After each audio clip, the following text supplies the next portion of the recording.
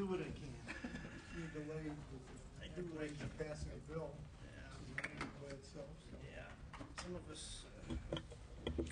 Good afternoon, ladies and gentlemen. Welcome to the Assembly Budget Subcommittee number 4 on State Administration hearing. I will ask the committee secretary to take roll and establish a quorum. Arambula. Present. Chesbro. Cook. Here. De La Torre. Jeffries. Here. Very well. I understand the other members are on their way, but we shall proceed with the consent. Oh, thank you. We shall proceed with the consent calendar. Any items that members wish to pull for a separate vote and or discussion? Mr. Chair, I'll be showing us off on all the consent items. Very well. And any additional items, any items, Member Cook, that you wish to pull for discussion or separate vote? No. If not, the chair would entertain a motion for approval of the consent calendar. So moved. Chair will second the motion. Roll call vote. Arambula. Aye. Chesbro. Cook. Aye. Evans. Jeffries. That matter is on call. We move to the vote-only items. Mr. Jeffries, is there any item that you wish to pull from the vote-only? There are two under emergency management and military. If not, we shall proceed to have a vote on these items. These two items are items that have been reviewed by the committee previously, and if there is no objection, we will take them as vote only.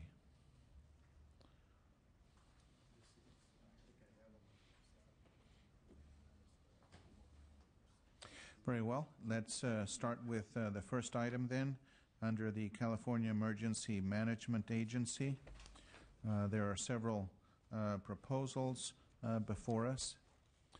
If there are any individuals that wish to come forward on this item, please do so now.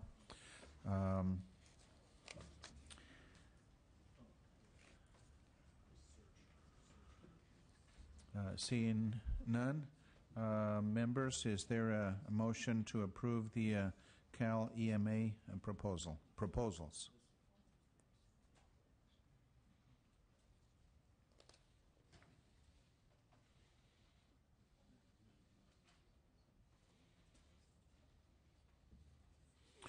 Well, the chair will move approval of this item. And is there any discussion under this item?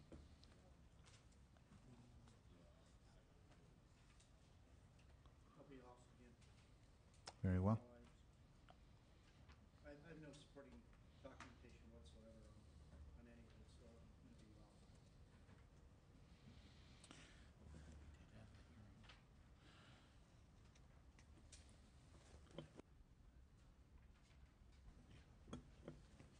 Very well. Member Cook? I've got Very well. Then let's take a roll call vote. And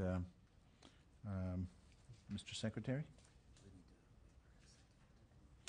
Any chance I can get a courtesy second? Very well. Very well. A motion made and seconded. Roll call vote. Arambula. Aye. Chesbro. Cook. Evans. De La Torre. Jeffries. Very well. That item is on call. We move to the item 8940 under the Military Department. Is there anybody that wishes to discuss this item? It is a carryover, a previous discussion.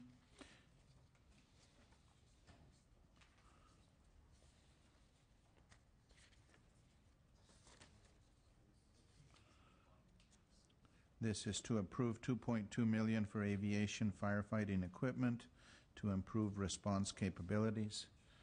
The chair will move this item. Is there a courtesy second on it? Very well. Roll call vote. Arambula. Aye. Chesbro. Cook. De La Torre. Jeffries. I'm off. Very well. We move to the items to be heard. The first one is Housing and Community Development. Issue number 1 is Emergency Housing Assistance Program. I believe this is a request for $4 million, including a provision for services to veterans. Good afternoon. For the record, please identify yourselves and please give us a presentation on the first item. Hello, good afternoon. I'm Elliot Mandel with the Department of Housing and Community Development. I have with me Judy Nevis, also from the Department of Housing and Community Development. Catherine Amon, Department of Finance. Greg Jolivet, Analyst's Office. And if I may, I wanted to ask just a couple of questions. The staff recommendation is to approve $4 million plus conceptual language to prioritize some portion of this funding for veterans. The language, I believe, has been made available to all members. The budget language reads as follows. Of the amount appropriated in this item, the department shall ensure that a percentage of the monies in the Emergency Housing and Assistance Fund be allocated to sponsors of veterans-only homeless projects or projects that give preferences to veterans during any given fiscal year. The department shall use the percentage as calculated below. The department, in conjunction with the Department of Veterans Affairs, shall use existing data to annually determine the percentage of military veterans within the homeless population. If the funds designated to pursuant to paragraph 1 are not utilized to their full capacity during the fiscal year, then those unencumbered funds shall be allocated in the current fiscal year for general distribution in accordance with the intent and purposes of this chapter. Tell us, if you would, are there emergency shelters that specifically catered to the needs of homeless veterans? There are some. Just looking at the most recent year's awards through the various homeless programs that HCD administers, in EHAP, there were 29 contracts that served veterans, this is FESG, 29 contracts that served veterans with residential services as part of the population served, but there weren't any contracts for veterans only. We have in EHAP Capital Development, we funded 5 contracts that serve veterans only. By the way, those were for transitional housing services. And we had 2 contracts that served multiple populations, including veterans. For EHAP General, the operations contract that you're discussing here, the no EHAP contracts last year listed veterans as the primary target group. Most are for generally homeless families or victims of domestic violence, although we have, in some past years, had contracts. So there are some shelters out there. Typically, those that we have funded seem to be those that include transitional housing because they have longer-term services that are tailored to that particular population. Otherwise, in an emergency shelter, the general rule is whatever homeless person knocks on the door and needs shelter for that night, the homeless shelters are open to them. And since we last addressed this issue, there have been news accounts of the closure of homeless shelters. I would note that Sacramento County has indicated not a desire, but it has given indications that it may well, because of its own budget difficulties, shut down 1 or more homeless shelters. Can you tell us a little bit about, since our last hearing, whether you're aware of announced closures of homeless shelters in general? We checked with our program staff again today, and this could be occurring, but operators aren't letting us know about it. In other words, this isn't something that's come to our attention. And at the last hearing, we had requested some guidance in terms of the possible use of the federal stimulus monies, the ARA funds. Can you tell us if any of that money can be used for sheltering the homeless in any way? Actually, some of the funds can be used to provide vouchers primarily for people who are homeless, so it would be providing shelters, but the funds are not for sheltering the homeless in shelters. They can be used to fund the staff costs of a person, I guess they call it counseling, who is trying to locate a place, housing counseling, locating a location for folks to be rapidly rehoused. So it certainly will aid the homeless, but not necessarily the operating costs such as the utilities, et cetera, of a homeless shelter. And I think we did do a side-by-side, so some of the outcomes would be the same. You want the homeless person sheltered, but it isn't for homeless shelter operating costs. Very well. Questions by committee members? Member Chesbro? We have a proposal before us to specify some, or not specify a percentage, but ask that some specified percentage be allocated for veterans per se. Is that correct, Mr. Chairman? There is a proposed budget bill language that would ensure that a percentage of monies in the Emergency Housing and Assistance Fund be allocated for homeless veterans. Okay, and I think I know the answer to this question, but there are homeless facilities that are specifically operated for the purpose of serving veterans as opposed to the general population. They do exist, and they can apply to our EHAP program and have sometime in the past. So, And I believe these funds could also be available for projects that give a preference to veterans, whether they're exclusively for veterans or not.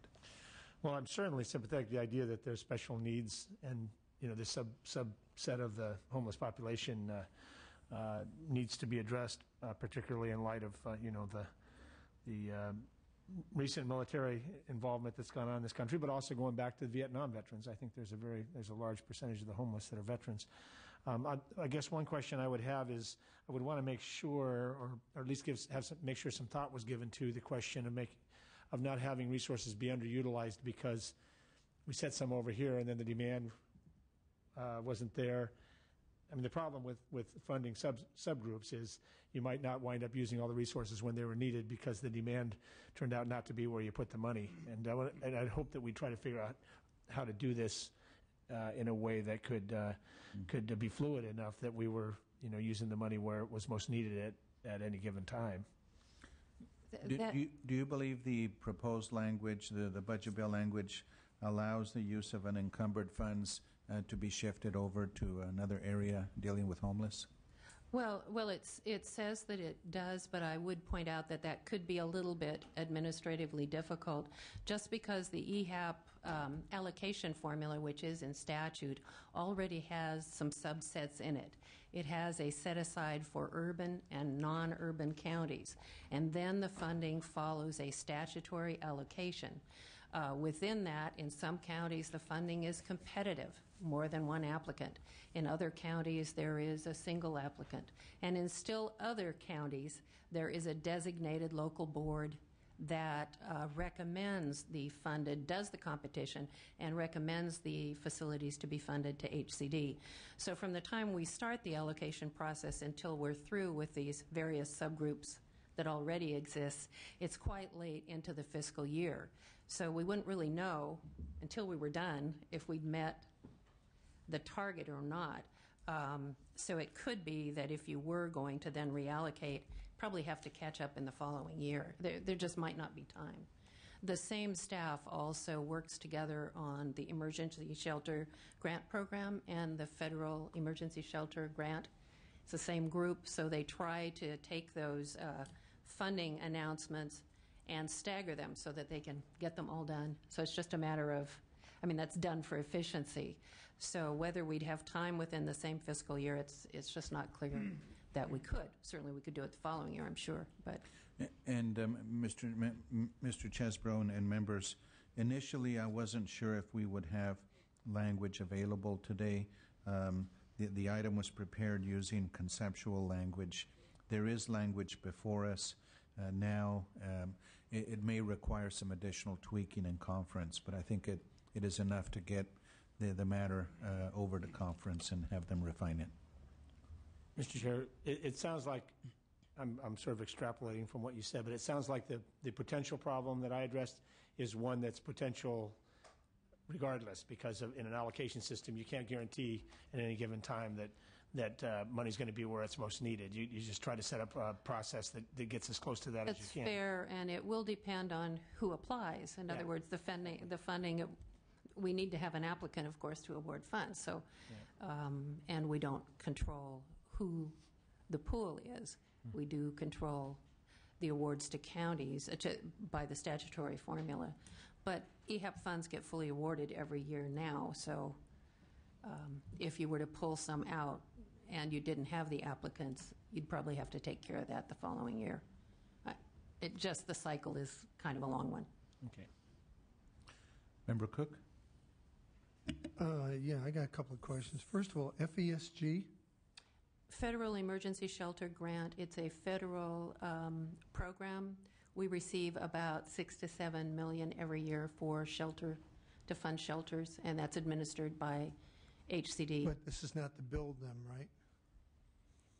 No, that's not the capital development. That is operations. You can use it for repairs as well. And to But- build one shelter would cost roughly how much? For 100 beds?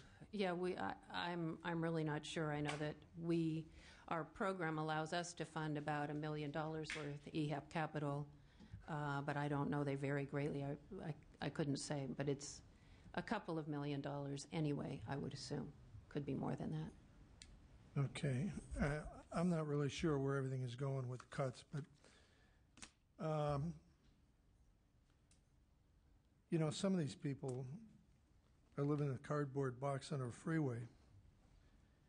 And I know in the military that there's been times where we've set up a base camp with a roof over your head, just basic, cots, sleeping bag, which provides shelter from the elements. And I know it doesn't cost $1 million. I doubt if it costs $5,000. Of course, a lot of it is, you could say, obviously military labor, but if you see where I'm going from the standpoint of what happened with Katrina and volunteer groups that put up these things, where because the bureaucracy can't fund certain things, it's like, oh, this is not doable. And I hope that we would expand that argument where we don't get caught up in a budget squeeze to say, wait a minute, if the need is there, we can do this, and it's not going to cost $1 million a building. The other question I had was on the percentage of veterans. I'm a little bit unclear on that, on how we screen the veterans for this program. Well, we don't currently screen veterans for this program, so that would be something that the department doesn't have a process for now. If an applicant comes to us asking for funding for operations for a shelter and that applicant serves veterans, that's when it would come up, and the applicant would have its own system for screening for that. That wouldn't be something. But that's the been my department. problem. There's no screening process. Well, if I may, Mr. Cook, I recall in an earlier budget committee meeting you spoke of it. I don't remember the number of the form, not having had experience with it, but I understand.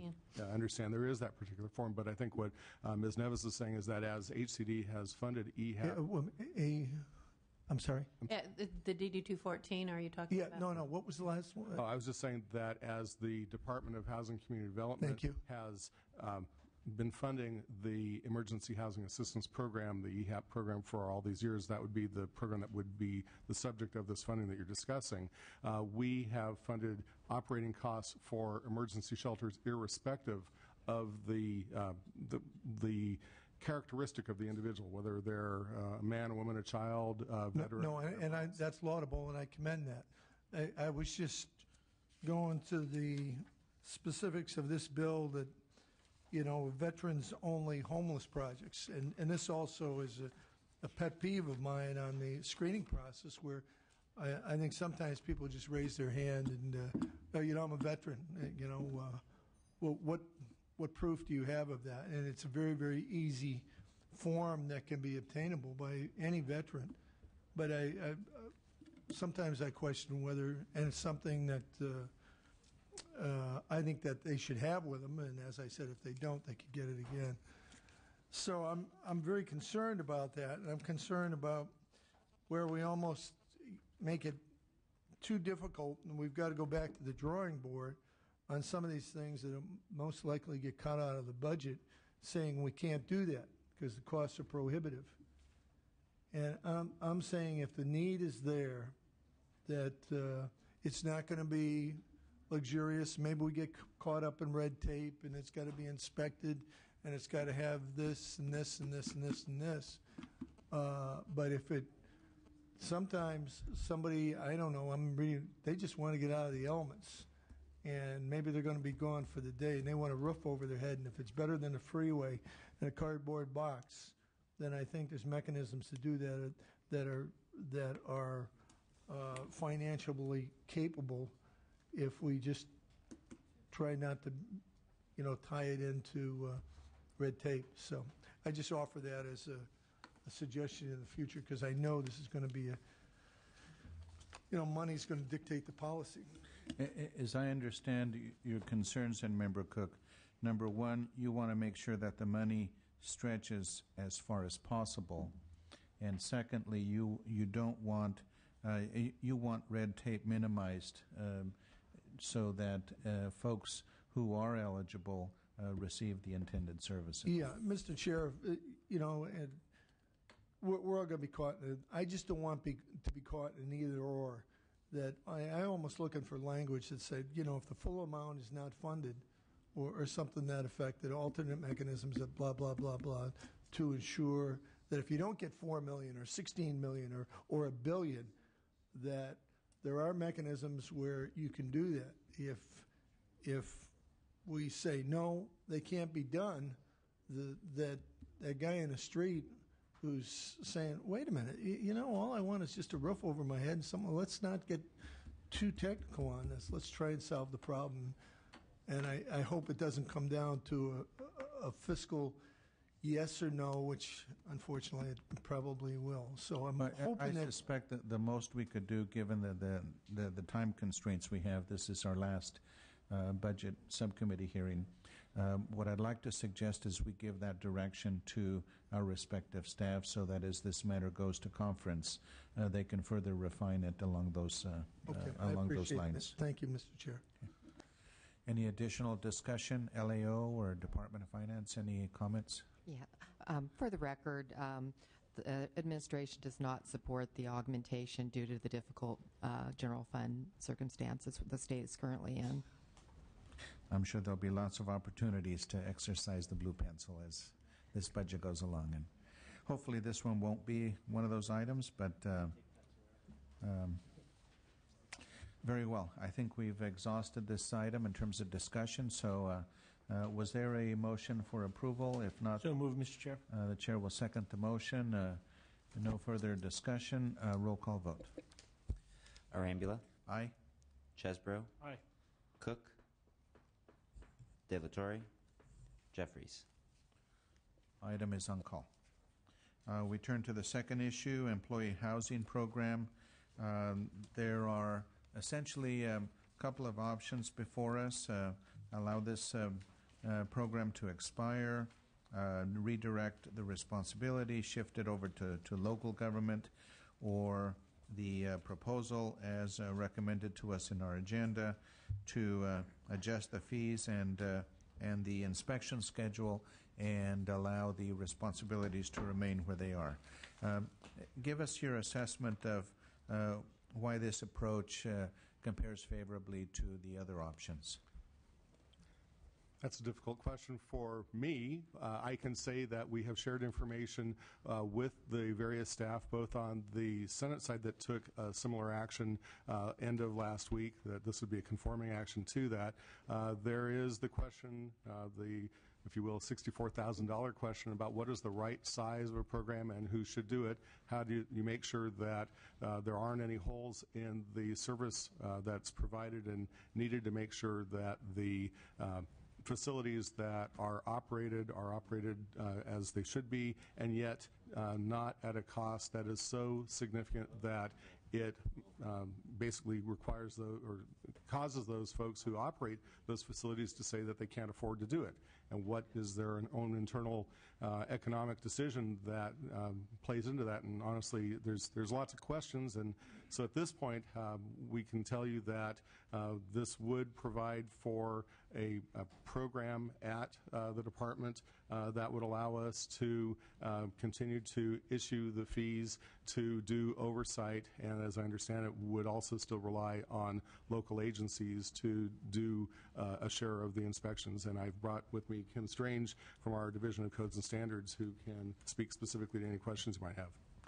Any questions by members? Very well. The staff recommendation is to adopt placeholder language, trailer bill language, to increase the fees, both the permit to operate and the per employee fee, to allow HCD to maintain a reduced level of oversight regarding inspections.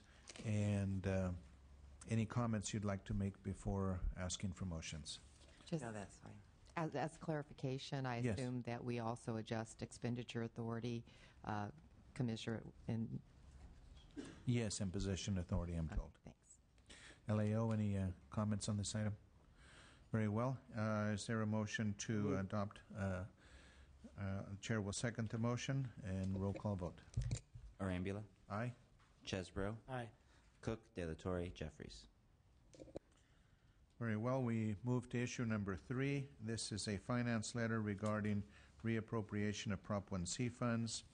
The request, I believe, is to allow the funds to roll over for one more year due to the freeze of the bond funds.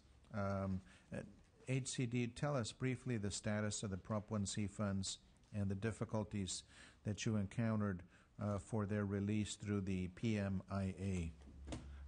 Simply that every year, the last several years, there have been several of the programs under Proposition 1C that require Budget Act appropriation, whereas many of them are continuously appropriated. We do not have to come to the legislature for an annual appropriation. Those are the 3 programs are Infill Infrastructure Grant Program, the Trans-Oriented Development Program, and the BEGIN program. And I'm blocking right now on BEGIN. It's a long title. That our ability to push the cash out to the projects that have already been awarded has been significantly limited by the cash situation of the state, such that on December 17th, the Pooled Money Investment Board, the PMIB, took an action that froze that cash going out. Things have significantly thawed since then. Our concern at the time that the finance letter was submitted was that because they are Budget Act appropriations, that there could be a delay in our being able to award the funds before the June 30th deadline for those amounts, and as such, the request for the finance letter. It's my understanding that approximately $800 million in cash for Proposition 46 and 1C have been made available to us for our projects since the December 17th freeze, and that through the April bond sale and a loan from the Pooled Money Investment Board, we now expect that the needs of Proposition 46 and 1C funded projects will be able to be met through calendar 2009. And I believe that's building equity in Thank you very much. Yes. Growth in neighborhoods. Neighbors. Yeah. Any questions or comments by members on this item? Any public comment? Hearing and seeing none. The staff recommendation and the chair's recommendation is to approve the request to allow the department to utilize the funds in this budget year, in this coming budget year. So move, Mr. Chair. Chair will second the motion. Roll call vote. Arambula, Aye. Chesbro, Aye. Cook, De La Torre, Jeffries.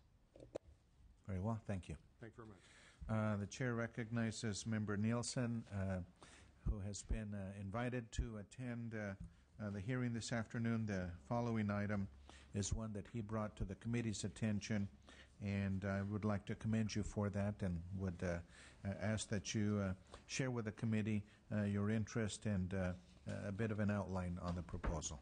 Chairman Rambula and Member Chesborough, I do appreciate this opportunity. It's born of some 17 years of my role in the Board of Prison Terms of California. And CDCR historically's response to legal vulnerabilities has been intransigence and formations of inconclusive task force that interminably meet and do nothing, which has invited the litigation to get worse and worse and worse. About 4 years ago, I suggested to the administration the formation of this litigation unit. Sometime later, I was informed that it had been formed, but it became the Office of, quote, Court Compliance. The positions therein, many of which were ordered, in fact, by the court, not done voluntarily, as probably would have been wiser, I think. What CDCR has to do now, of course, is to respond to the existing lawsuits, but more importantly, and the most significant cost savings over the next 10 years in CDCR can come of litigation prevention. That would mean identifying legal vulnerabilities and potential classes and then take proactive action to moot any potential lawsuit or moot any suit that was in process. And in that respect, it would be related to training, it would be related to regulation, statutory change, maybe even sometimes initiative.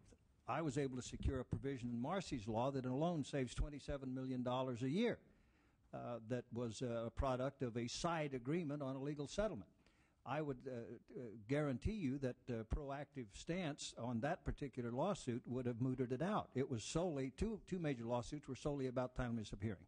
Point being, the biggest cost savings that this committee or this legislature could affect in the next 10 years in that department is litigation prevention. And I've suggested a designation of the 13 available positions, or I think they're a little bit more than that.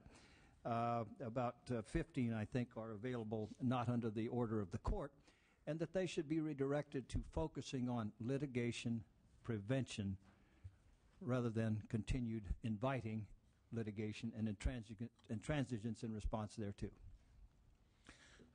The proposal is one that the chair is supportive of because it in the long run it has the potential to reduce the exposure liability on the part of the state.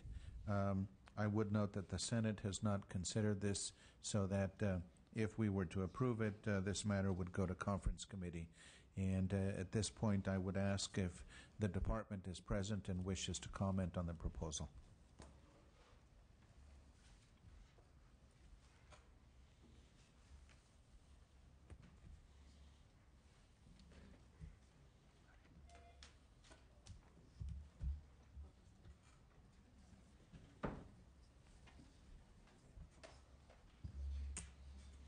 If you would introduce yourselves for the record, please. I'm Dave Lewis, Deputy Director of the Office of Fiscal Services, CDCR. Ben Rice, Chief Counsel, CDCR. Paul Golozewski with the Legislative Analyst's Office. Nathan Johnson, Department of Finance. Very well. You are invited to comment on the proposal if you wish. Generally, I think it's the department's position that litigation prevention is a good idea, and I will be frank with you that I think it's been an area where we have failed in the past and we need improvement on. That being said, I think the proposal to take the 13 positions from OCC is the wrong place to do this. I've been working with staff. I've redirected an assistant chief counsel at my direction to put together a team to do a better job in litigation prevention. This new team would have an ACC at the top of it, an assistant chief counsel that would be in charge of litigation prevention. We would utilize legal access, and legal access is currently a place where wardens and others can go to legal to ask for help. And the problem that the department has is that we fix that small problem but don't look to the future to say, you put out the fire but don't prevent it in the future. This team would take that and bring it to an executive committee to fix problems for the long term. So generally, I think the idea is a good one. The problem that even though you have 13 to 15 positions that aren't ordered by the court, they serve court functions in other cases. For example, you have in the Valdivia class action, and I have some experience in that I'm in the unique position of having been the Deputy Attorney General on both the Valdivia and Armstrong class actions. that you have a position that's not ordered by the court, but serves a function of the court order, and that plaintiffs' counsel get to send requests to the department that have to be answered, and if they're not answered, we have to go speak to Judge Carlton about it, which would add on litigation. Instead, that position is done to avoid that. And there are other positions in those 15, including 2 facility captains that supervise the correctional counselor 2s that are ordered under the Armstrong Court.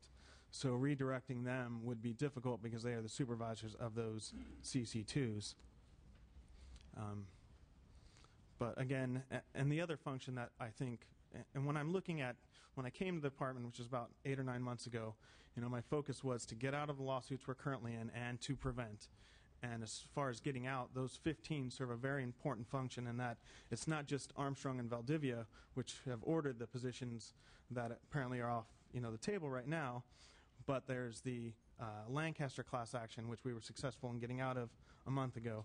You have the Gilmore class action, the Clark class action, and there's other class actions that court compliance deals with, and they would they are making a lot of progress in getting out of those cases, and then you can use those resources to do even more litigation prevention.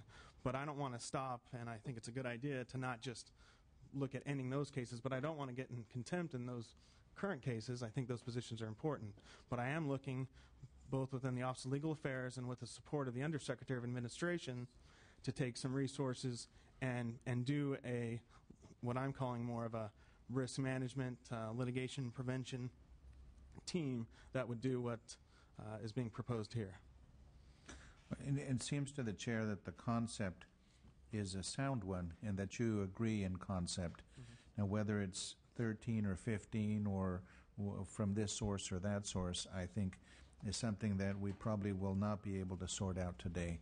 But in order to allow the matter to move forward and to have this heard in the conference committee, I would concur with Assemblymember Nielsen and ask that this matter be moved forward in concept. Member Cook? I was just going to say so moved then. Very well. Motion. Is there a second to the motion? Comments? Yes, the Department of Finance shares the concerns of the department. We feel that these positions are necessary for current compliance with current litigation, and redirecting them could result in non-compliance, which would lead to significant costs to the state. Any public comment on this item? Hearing none, there is a motion and a second. Roll call vote. Rambler. Aye. Chesborough. Aye. Cook. Aye. Delatory. Jeffries. Thank you for bringing this matter forward. Thank you for the courtesy, Mr. Chairman and members. Thank you.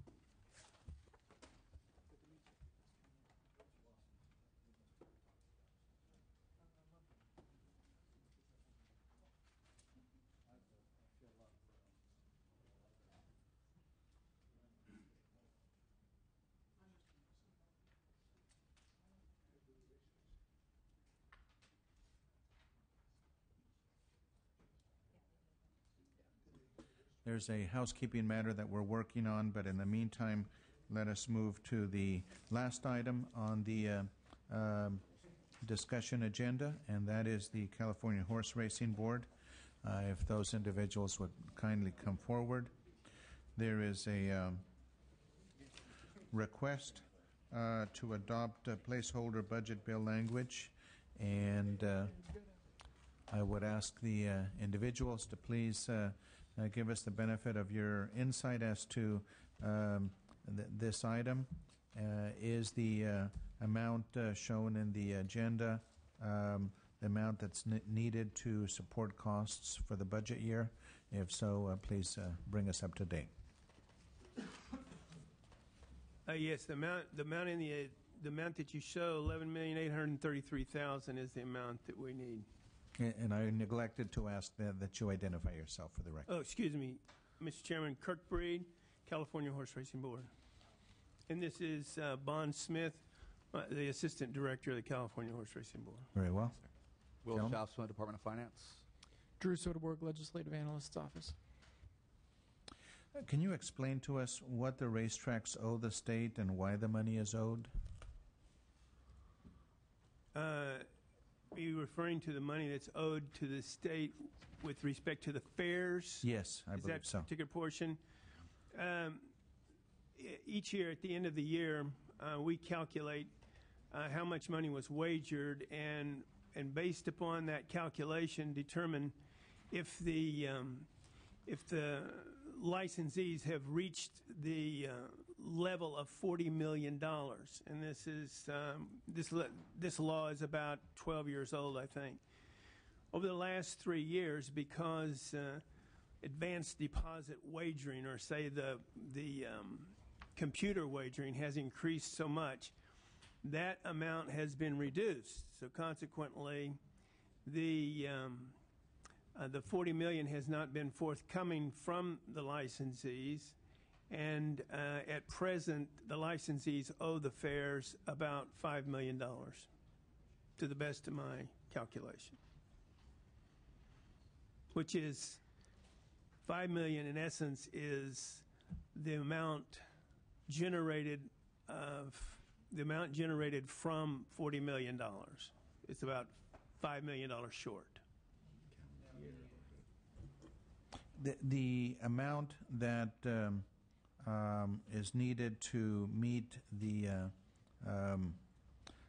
needs of the board, what happens if the take at the tracks is not sufficient to generate that estimated amount of funds?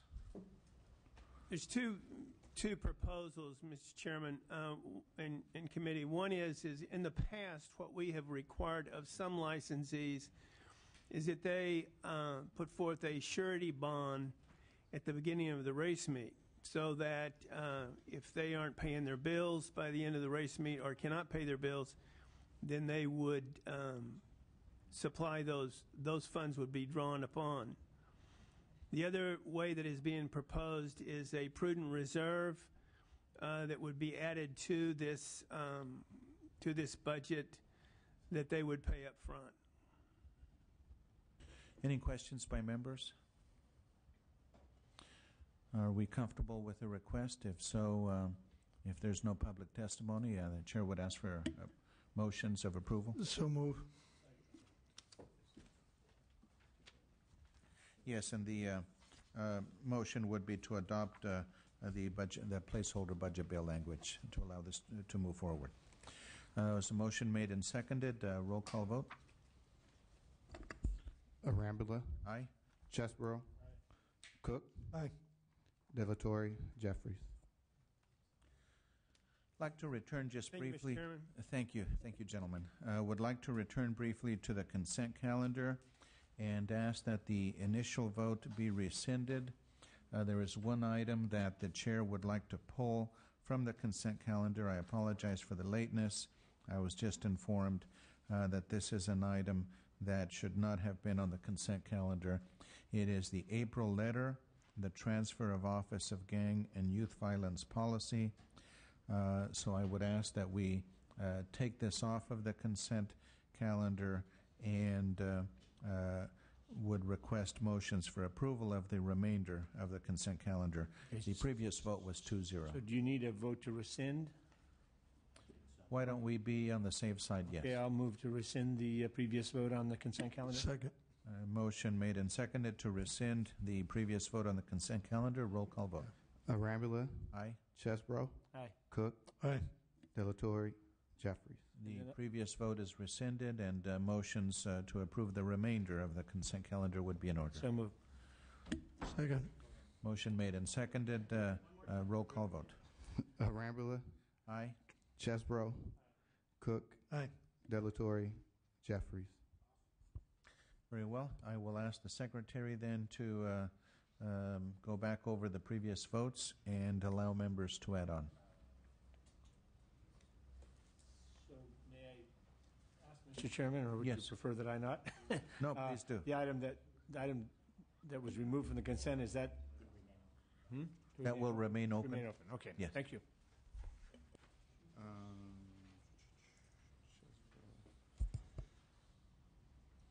And Sergeant, if you would call the alternate. Yeah, on the vote only, issues 1 and 2. Yeah, Chesborough, aye. Okay, and That was it.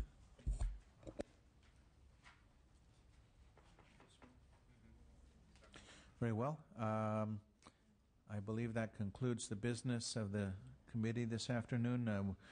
Mr. Jeffries, were there items that you wish to add on to? I'll be adding on here, sure. Okay. And the alternate is being contacted to come and cast her votes also? Yeah. Well, we are not closing the hearing down just yet. But other than voting, the business of the committee has concluded.